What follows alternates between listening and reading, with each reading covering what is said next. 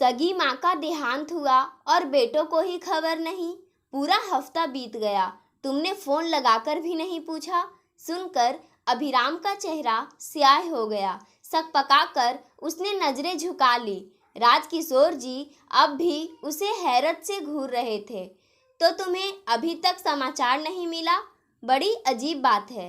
मन ही मन बुदबुदाकर उन्होंने एक ऑटो रिक्शा रोक उसमें अपना सामान रखा और कहा, अभी तो मैं चलता हूँ, मेरी ट्रेन का समय हो रहा है।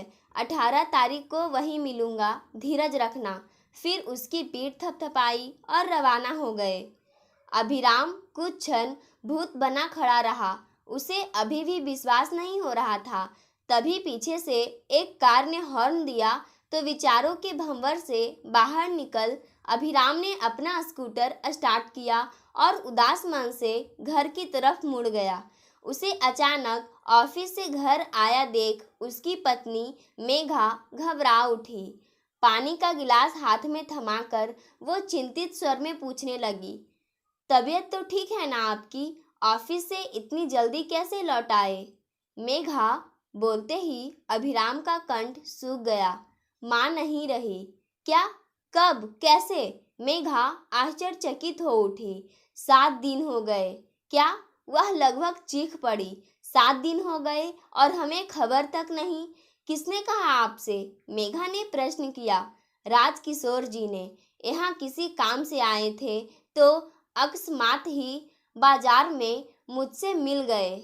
मगर मेघा अचकचाई। अजीब बात है, आपकी माँ को इस दुनिया से गए सप्ताह बीत गए और आपको ही खबर नहीं। बड़े भैया का भी फोन नहीं आया। क्या उन्हें भी खबर नहीं मिली होगी? लगता तो यही है। भारी मन से फोन उठा उसने अनंत भैया को एसटीडी लगाई। खबर सुनकर अनंत को भी बेहद आश्चर्य हुआ। कमाल है, इस बात की सूचना क्यों नहीं दी गई हमें? आजकल तो गांव-गांव में एसटीडी की सुविधा उपलब्ध है। कहीं राजकिशोर जी को गलत समाचार तो नहीं मिला है? नहीं भैया, छोटी बुआ जी ने स्वयं उनको फोन किया था। राजकिशोर जी के बेटे की शादी 10 दिनों पूर्व हुई थी, इसलिए दाह संस्कार व उठवाने में वे नहीं जा पाए। कह रहे थे अब 11वें पर जाएंगे। कुछ भी समझ में नहीं आ रहा है। अनंत बौखलाया। सगी माँ का देहांत हुआ और बेटों को ही खबर नहीं। पूरा हफ्ता बीत गया। अभिराम, तुमने रामपुर फोन लगाया था कि नहीं? किसको लगाता? वहाँ किसी का नंबर भी तो मालूम नहीं मुझे। आपको मालूम है क्या? मुझे भी नहीं मालूम। फिर इस खबर की पुष्टि कैसे करें? दीदी को फोन लगाकर पूछे क्या? अभिराम ने सलाह दी। हंसेंगे नहीं वे लोग हम पर? ऐसा करते हैं, कुछ सोचकर अनंत ने उसे फोन रखने को कहा। दूसरे ढंग से पूछते हैं। और अभिराम के फोन रखने के बाद अनंत ने अपनी पत्नी पल्लवी को कुछ समझाया। फिर पल्लवी ने अनंत की बहन सुनैना को फोन लगाया और उधर से फोन उठाने पर पल्लवी ने कोई दूर के रिश्तेदार के नाम से पूछा। अनंत सिर पकड़ बैठ गया। खबर सच्ची थी, मगर उन्हें ये खबर मिली क्यों नहीं? सब रिश्तेदारों को खबर मिल गई, सिर्फ उन्हें ही नहीं दी गई। सगे बेटे को दाह संस्कार के बाद उठवाने पर सारे रिश्तेदार आए होंगे। उस दिन भी दोनों बेटों को जब अनुपस्थित पाया होगा तो कितनी छिछालेदार हुई होगी। अपने आप को अपमानित महसूस कर अनंत की गर्दन झुक सी गई। अभिराम को फोन से सूचित कर वह जाने की तैयारी में जुट गया। 4 घंटे बाद की ट्रेन थी। 12 घंटे का सफर था। रास्ते भर इसी उधेड़-बुन में लगा रहा। सीट पर बेचैनी से पहलू बदल रही मेघा ने नथुने फुलाते हुए आशंका प्रकट की। मुझे तो उन लोगों की गहरी साजिश लगती है। कैसी साजिश? माँ जी के गहने हड़पने की। मैं समझा नहीं। अरे सीधी सी बात है, हम सब पहले पहुँच गए होते तो माँ जी के गहने हम दोनों बहुएं में बंटते, लेकिन अब ना पहुँचने पर कर लिए होंगे किसी ने कब्जे में। किसने? उसी ने जो हफ्ते भर से आकर जमी बैठी है। घृणा से मेघा को स्वर विषैला हो गया। अनंत ने कोई जवाब नहीं दिया, सिर झुकाए विचारों के भंवर में डूबता उतारता रहा। अगले दिन प्रातः 10 बजे के लगभग दोनों रामपुर पहुंचे। पिताजी बाहर बैठक के एक कोने में उदास गमगीन बैठे थे।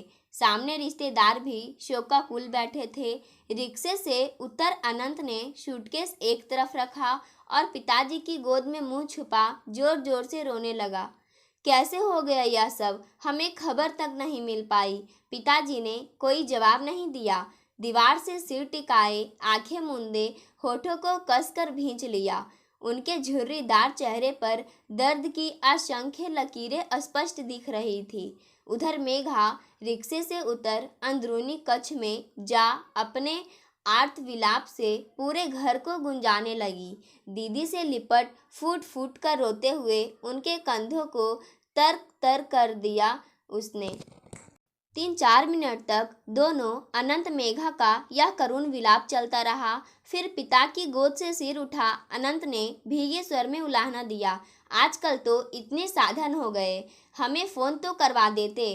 करवा तो देता, मगर फिर सोचा कोई फ़ायदा तो है नहीं। उसके पिता ने रोते हुए कहा, ऐसा क्यों बोल रहे हैं पिताजी? मुझे लगा क्या पता इस बार भी तुम्हें छुट्टी मिलने में दिक्कत आ जाए।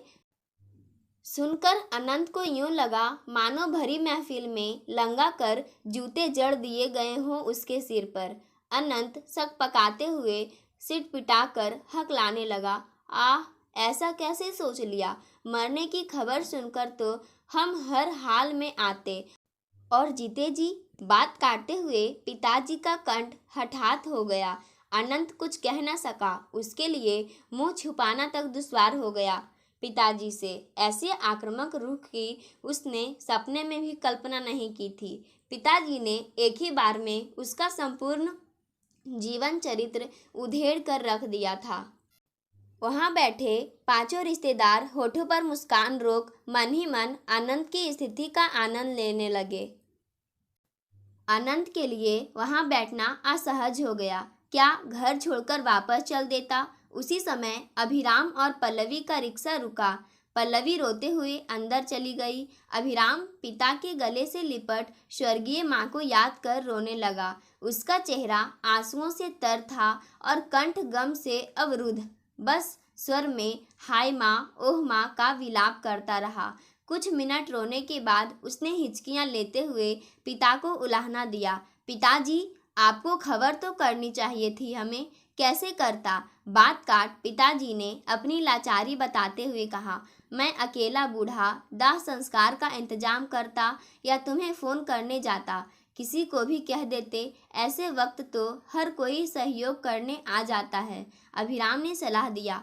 सब कहने की बातें हैं बेटा। ठंडी सांस लेते हुए पिताजी ने सवालिया निगाहों से कहा, आज के ज़माने में लोगों को अपनों के लिए ही समय नहीं मिलता तो पराये के लिए कौन खटता है। सुनकर अभिराम सकपका गया। वह समझ नहीं पाया कि पिताजी वास्तव में जमाने की शिकायत कर रहे हैं या बेटों पर कटाक्ष। अचकचाकर उनका मुख देखता रह गया वह। फिर पिताजी मुंह फेर बाहर सड़क की तरफ देखने लगे। अभिराम के लिए भी उसके भाई जैसा वहां बैठना असहज हो गया था। रिश्तेदारों की मुख मुद्रा तो उसने पहले ही भांप ली थी। वे सब दबी छुपी व्यंग्यात्मक मुस्कानों से उसकी स्थिति का आनंद ले रहे थे, जिसे देखकर अभिराम के तन बदन में आग लग गई। मन तो हुआ पिताजी से पूछे कि माँ के मरने पर 8-10 घंटों के अंदर ही सारे रिश्तेदार आ गए थे। किसने किए थे इन सबको फ़ोन? क्या इसी तरह हमें भी फ़ोन नहीं किया जा सकता था? किंतु पूछने की हिम्मत नहीं कर सका। वहाँ उसका अब दम घुटने लगा था। सुनैना दीदी से मिलने का बहाना कर वह उठा और पीछे पीछे अनंत भी चल दिया।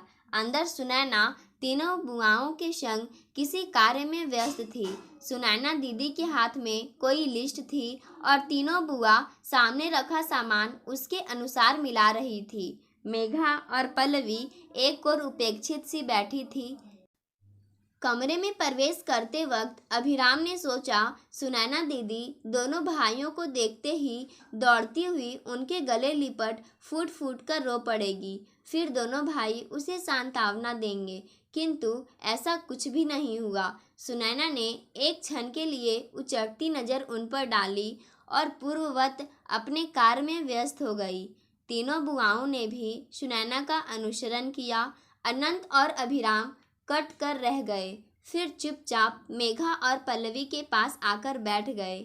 चारों को एक एक पल काटना दुभर हो रहा था। कुछ समय तक माँ के बारे में इक्का दुक्का प्रश्न पूछते रहे, फिर स्नान आदि करने का बहाना कर चारों वहाँ से भी उठ खड़े हुए। उनके जाने के बाद एक लंबी सांस ले सुनैना ने लिस्ट नीचे रख दी। उसका मन माँ की याद में बुरी तरह तड़प रहा था। जिस रात माँ शांत हुई, उससे एक दिन पूर्व ही सुनैना व छोटी बुआ वहाँ पहुँची थी। रात 1:30 बजे के लगभग माँ को घबराहट होने लगी। पिताजी डॉक्टर को बुलाने जाने लगे तो माँ ने कसकर हाथ पकड़ रोक लिया। पिताजी ने हाथ छुड़ाकर जाना चाहा, लेकिन माँ ने पुनः रोक लिया। वह अस्फुट टूटे स्वर में कुछ बड़बड़ा रही थी। संभवतः उन्हें आभास हो गया था कि बिछुड़ने की घड़ी आ गई है। वह नहीं चाहती थी कि अंत समय में जब प्राण निकले तो पति भी सामने ना रहे। पिताजी इधर डॉक्टर को बुलाने जाते, उधर उनके प्राण। अतः पिताजी को ही रुकना पड़ा। माँ की ऊर्ध्व सांस चलने लगी थी और पिताजी बेबसी से अपने जीवन सहचरी को मौत के मुख में जाते देख रहे थे। भरा पूरा परिवार है, 2-2 कमाऊ बेटे बहू है, पोते पोतियां हैं, मगर साथ रहने वाला कोई नहीं। काश इनमें से कोई भी एक यहाँ होता।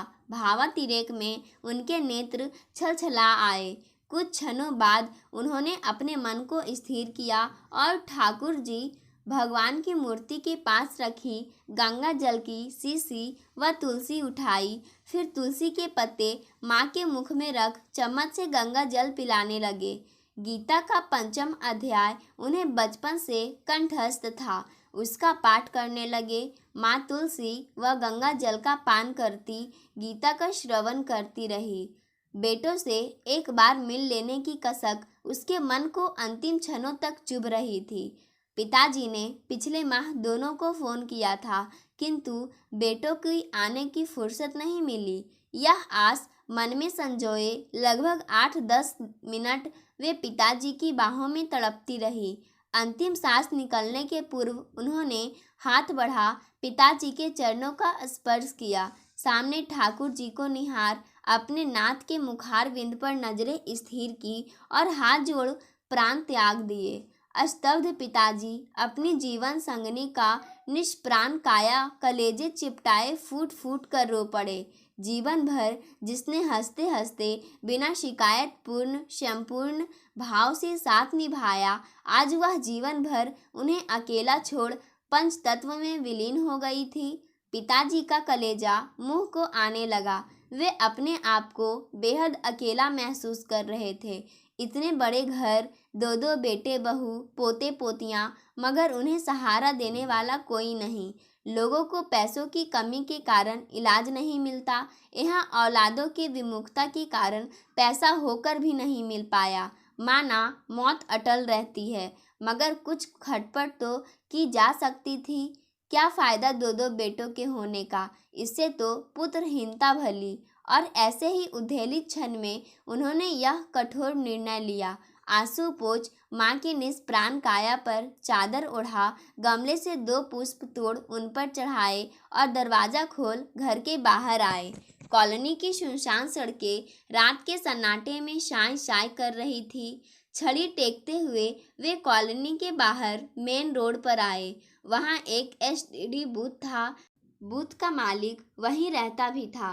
घंटी बजा, उसे जगाया। उसके दरवाज़ा खोलने पर असमय जगाने के लिए माफ़ी मांगी और छोटी बुआ को फ़ोन लगाया। बुआ को उन्होंने सख्त ताकीद कर दी, दोनों बेटों और उनकी ससुराल को छोड़ बाकी सब रिश्तेदारों को सूचित कर देना। हतप्रभ रह गई बुआ ओहा पोह करने लगी, लेकिन पिताजी ने कसम दे मुंह बंद कर दिया। फोन कर पिताजी घर लौटे। सूना घर उन्हें काटने को दौड़ रहा था। छोटी बुआ पास ही गांव में रहती थी। आधे घंटे में फूफा जी के साथ वह मोटरसाइकिल से आ गई। आते ही पिताजी के गले लग फूट फूट कर रो पड़ी। पिताजी के मन की पीड़ा रोके नहीं रुक रही थी। वे भी बच्चों के सामान बिलखने लगे। छुटकी, एकदम अकेला रह गया हूँ मैं। बुआ और फूफा जी उन्हें बाहों में भींच ढाढ़स बंधाते रहे। 2 घंटे बाद सुनैना अपने पति व बच्चों के संग आ गई। थोड़ी ही देर बाद बड़ी व मंझली बुआ भी फूफा जी व बच्चों के संग आ गई। घर में कोहराम मच गया था। पिताजी को धीरज बांधाते हुए सबने समझाना चाहा।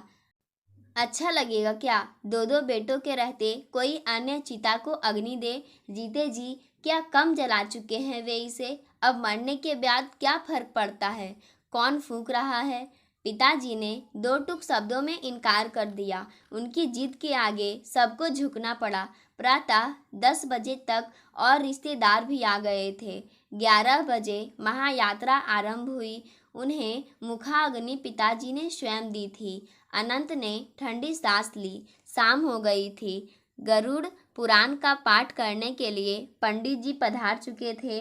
घर के परिजन रिश्तेदार बैठक व अंदरूनी कक्ष में आकर बैठ गए। आनंद एक कोने में जाकर सिर झुकाकर बैठ गया। उसकी चित्त बेहद अशांत था। मस्तिष्क में विचारों की उधेड़ चल रही थी। पिताजी के मात्र एक निर्णय ने उसके व अभिराम के व्यक्तित्व का एक एक तिनका उड़ा दिया था। दोनों को रिश्तेदारी में मुंह दिखाने के काबिल नहीं रखा। समस्त रिश्तेदारों को मालूम हो चुका था कि पिताजी ने स्वयं ही दोनों बेटों व उनके ससुराल वालों को समाचार देने से मना कर दिया था। ना कहते हुए भी सब समझ गए थे कि एक अशक्त असहाय वृद्ध ने ऐसा अभूतपूर्व निर्णय क्यों लिया होगा। पिताजी यही नहीं रुके। उन्होंने रिश्तेदारों को भेज जाने वाले शोक पत्र भी सिर्फ अपना ही नाम दिया, बेटों का नहीं। ये पत्र रिश्तेदारों में हर एक के यहाँ पोस्ट हुए, दूर दूर के रिश्तेदारों को भी। बस पोस्ट नहीं हुए तो अनंत, अभिराम व उनकी ससुराल में। सारा कुछ आभास होने के बाद गलानी से अनंत की गर्दन झुक गई। उसके सम्मुख अभी तक भारी समस्या और थी। माँ का 12वां 3 बाद 12वीं पर पुनः समस्त रिश्तेदारों को झमघट होने वाला था। कैसे करेगा वह सबका सामना? रिवाज के मुताबिक उस दिन मृतक के बेटों को पगड़ी बांधती है। पिताजी ने इस रस्म के लिए भी स्पष्ट इनकार कर दिया था। इसके बदले उन्होंने सत्यनारायण भगवान की कथा रखी थी। अब इसके लिए क्या जवाब देगा अनंत रिश्तेदारों को? पगड़ी नहीं होने का कारण तो सब खोद खोद कर पूछेंगे।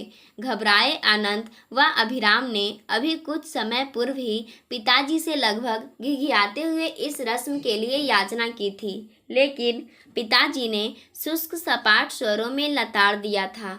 मतलब क्या है पगड़ी की रट लगाने से?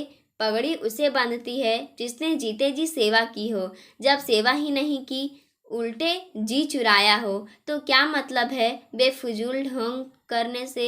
इस साफ गोई पर अनंत अभिराम कट कर रह गए। गरुड़ पुराण के बाद अनंत धीरे से उठा और किसी काम का बहाना बनाकर घर से निकला। फिर एक दूरस्थ कॉलोनी में जा वहां के एसटीडी बूथ से अपनी व अभिराम की ससुराल में फ़ोन लगाया। संक्षिप्त ने पिता की नाराज़गी भी बतला दी। रिरियाते हुए गुहार की किसी तरह पगड़ी के लिए राजी करवा ले। अगले ही सुबह मेघा पल्लवी के माता पिता व अन्य परिजन भी टैक्सियों में भरकर बदहवास आए और हाथ जोड़ माफ़ी मांगी। अनुनय विनय भी की। पिताजी के मुख पर अकड़ के कोई चिन्ह नहीं थे। वे आत्मीयतापूर्वक उन्हें आश्वस्त करने लगे। आप व्यर्थ सोच विचार कर रहे हैं साहब। मेरे मन में किसी के प्रति कोई शिकायत नहीं है। फिर हमसे क्या नाराज़गी रही? हमें खबर ही नहीं की। ऐसा है। पिताजी के चेहरे पर कूटनीतिक मुस्कान उभरी। जिनके पत्र आते रहते थे कुशल क्षेम के, उसके नंबर थे मेरे पास। हड़बड़ी में वही खबर कर सका। सुनकर दोनों समधी कटकर रह गए। पिताजी ने बेहद सादगी से उन्हें उलाहना जो दे दिया था, एक क्षण चुप रह बड़े समधी ने बात संभालनी चाहिए। इन लोगों ने आपके साथ ऐसा व्यवहार रखा, हमें तो सपने में भी इस बात का गुमान नहीं था। आप यदि एक बार भी पत्र डाल देते। अरे मैं तो समझता रहा आप सब जानते होंगे। नहीं, मामला संभलता देख बड़े समधी में कुछ उत्साह जागा। हमें आभास तक नहीं था। अजीब बात है, पिताजी का स्वर थोड़ा भर्रा गया। बहुएं हर साल छुट्टियों में मायके पहुंच जाती थी। आपने कभी पूछा नहीं कि वे सास ससुर के पास कब जाती है? जी, सास ससुर की इच्छा नहीं होती अपने पोते पोतियों से मिलने की। दोनों समधी और उनके परिजनों को काटो तो खून नहीं। पिताजी ने कितने संक्षिप्त शब्द में बहुओं की सेवाहीनता का दुखड़ा बयान कर दिया था। सबके सिर झुक गए। पिताजी की रूंधी आवाज़ अब थरथराने लगी थी। समधी जी, बेटी से माँ बाप यह तो जरूर पूछ लेते हैं कि सास ससुर का व्यवहार कैसा है, लेकिन कभी ऐसा क्यों नहीं पूछते कि तुम्हारा व्यवहार उनके प्रति कैसा है। समधियों के दिलो दिमाग में सैकड़ों घंटे बजने लगे। वे तो उल्टे खुश ही होते थे कि उनकी बेटी को कोई झंझट नहीं है, स्वतंत्र है अपनी गृहस्थी में। लेकिन यदि उनकी बहू भी इसी तरह स्वतंत्र रहना चाहे तब वे काँप उठे। कुछ क्षणों की खामोशी के बाद दोनों समधियों ने अपने अपने आंसुपूर्ण चेहरे ऊपर उठाते हुए कहा, अपनी बेटियों के व्यवहार के लिए हम क्षमा चाहते हैं। अब वे ऐसा कदापि नहीं करेंगी। खैर, इसे आजमाने की जरूरत नहीं पड़ेगी। पिताजी ने आदरपूर्वक उनके कंधों को थपथपाया। मैंने दूसरे इंतजाम कर लिए हैं और 12वें के दिन इन इंतजामों का खुलासा हुआ। कथा आरंभ होने के पूर्व बड़े फूफा जी ने घोषणा की, यह मकान पिताजी ने हाई स्कूल के छात्रावास के लिए दान कर दिया है। इसमें 16 छात्र रह सकेंगे। माँ के गहने बेच पिताजी ने स्कूल के संयुक्त नाम से एफडी करा दी है। छात्रों से किराया और एफडी का ब्याज स्कूल व पिताजी की देखभाल अच्छी तरह कर लेगा। उनके बाद यह सब स्कूल का हो जाएगा। सुनते ही मेघा व पल्लवी शर्म से गड़ गई। अभी तक अपने दुर्व्यवहार से उन्होंने सास ससुर के जीवन में जो अंधेरा किया था, उसकी कालिमा कालिख बनकर उनके सुंदर चेहरों पर पुत गई थी। पाठकों, आज की कहानी यहीं समाप्त होती है। धन्यवाद।